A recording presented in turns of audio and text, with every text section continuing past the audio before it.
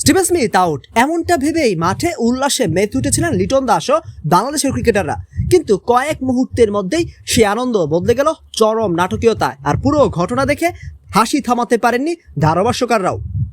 অস্ট্রেলিয়ার বিপক্ষে টেস্ট ম্যাচে বল হাতে আক্রমণে ছিলেন এবাদত হোসেন। তার করা ডেলিভারিতে কাভার ড্রাইভ খেলতে চান স্টিভেন স্মিথ। বলটি যেন ব্যাটের কিনারা ছুঁয়ে সরাসরি চলে যায় উইকেট কিপার লিটন দাসের গ্লাভসে। ক্যাচ হাতে পাওয়ার সঙ্গে সঙ্গে লিটন সহ বাংলাদেশের খেলোয়াড়রা জোরালো আবেদন করেন। এরপর শুরু হয় উদযাপনও, কিন্তু আম্পায়ারের সিদ্ধান্ত ছিল ভিন্ন। তিনি আউট দিতে রাজি হলেন না। এবার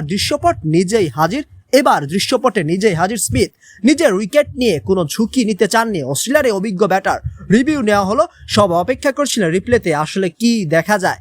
প্রথম দেখায় মনে হচ্ছিল স্মিথ হয়তো সত্যি আউট, কিন্তু গল্পে তখনও বড় টুইস্ট বাকি। স্মিথ নিজেই যেন পুরোপুরি নিশ্চিত ছিলেন না পরিস্থিতি নিয়ে।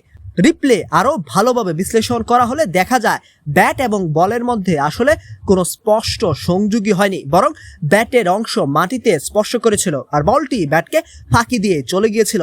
ফলে শেষ পর্যন্ত সিদ্ধান্ত বদলে যায়, স্মিথ আউট নন। মুহূর্তের মধ্যে বাংলাদেশের খেলোয়াড়দের উল্লাস থেমে গেল। আর অন্যদিকে স্মিথ ফিরে এলেন নিজের উইকেটে। মাঠের এই অদ্ভুত পরিস্থিতি দেখে ধারাভাষ্যকারদের মধ্যেও তৈরি হয় হাসির রোল। একদিকে লিটন ও আবাদাতের আত্মবিশ্বাসী সেলিব্রেশন, অন্যদিকে আম্পায়ারের দ্বিধা এবং স্মিথের রিভিউ। সব মিলিয়ে কয়েক মুহূর্তের এই ঘটনায় ম্যাচের অন্যতম মজার দৃশ্যে পরিণত হয়। ক্রিকেটে প্রযুক্তি যতই থাকুক, কখনো কখনো একটি বলকে ঘিরে এমন নাটক তৈরি হয় যা পুরো ম্যাচের উত্তেজনাকেও ছাপিয়ে যায়।